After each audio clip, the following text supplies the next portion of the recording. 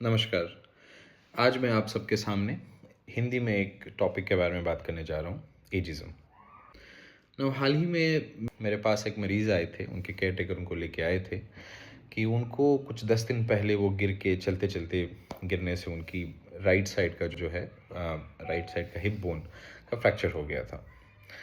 जब पूछा गया कि उनका इससे पहले का एक्टिविटी कैसा है, वो क्या करते हैं इससे पहले, तो उनको काफ़ी लूज़ली बताया गया कि अरे इनको तो बुढ़ापा का बीमारी है, कभी मेमोरी प्रॉब्लम, उदास रहना, खाना-वाना खाना कम कर दिए थे 2-3 महीने से, नींद में कुछ प्रॉब्लम होता था। तो ऐसे करके वो बीमारी को काफ़ी नज़रअंदाज करके बताया जा रहा था। This is a very basic idea of ageism. Ageism बोलने का अर्थ किसी भी एज को स्टीरियोटाइप करना, उसको नेगेटिव एटीट्यूड करना और उसको डिस्क्रिमिनेट करना कि ये तो काफ़ी बुढ़ापा का लक्षण है, इसमें तो कुछ होना है नहीं और इससे तो कोई इलाज-विलाज होता नहीं है। नाउ काफ़ी हम लोग देखते हैं कि बहुत सिंपल प्रॉब्लम सबको भी काफ़ी हद तक नज़रअंदाज करके कर कर दिया जाता है।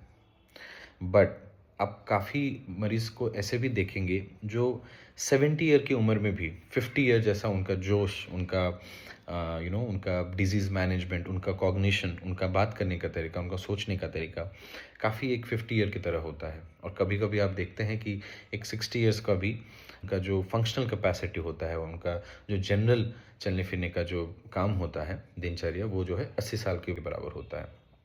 इसको कैसे ठीक किया जाए? इसको ठीक करने का 2-3 सरल उपाय हैं।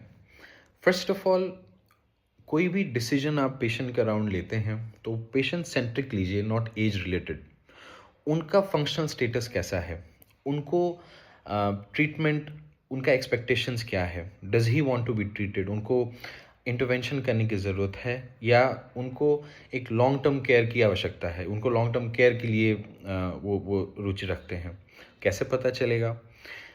कॉम्प्रिहेंसिव जीरियाट्रिक असेसमेंट, एक क्वालिफाइड जीरियाट्रिशियन से उनके बारे में, उनके फंक्शनल असेसमेंट, फंक्शनल एक्टिविटी, उनकी याददाश्त कैसी है, उनकी जनरल एक्टिविटी कैसी है, उनका चलना फिरना कैसा है, उनकी नींद कैसी है, एक थॉरो एग्जामिनेशन करके उनके मेडिकेशंस कितने हैं, उसको मैनेज करके उनका एक ट्रीटमेंट प्लान और मैनेजमेंट प्लान तैयार किया जाता है। Avoid therapeutic nihilism. अरे ये तो इतने साल के हैं, इसका तो क्या ही होगा।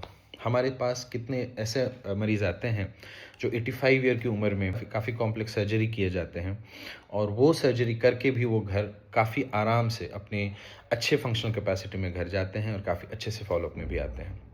नंबर 3, एक हेल्थ केयर वर्कर या एक सोसाइटी में ये कॉन्सेप्ट कि कोई भी बुज़ुर्ग हो गया या कोई भी एल्डरली है तो उसका कोई ट्रीटमेंट नहीं है या उसका ट्रीटमेंट बहुत कॉम्प्लेक्स है करके उसको छोड़ने से अच्छा एक मैसेज दिया जाए कि आसपास भी उनको एक अच्छे से क्वालिफाइड जीरियाट्रिशियन से दिखाया जाए और उनका आगे का ट्रीटमेंट प्लान, आगे का मैनेजमेंट प्लान हम लोग कैसे देख सकते हैं। तो उनके फ्रेलिटी स्टेटस या उनको फंक्शनल स्टेटस से हम लोग आगे का प्लान, आगे का मेडिसिन हम लोग मैनेज कर सकते हैं।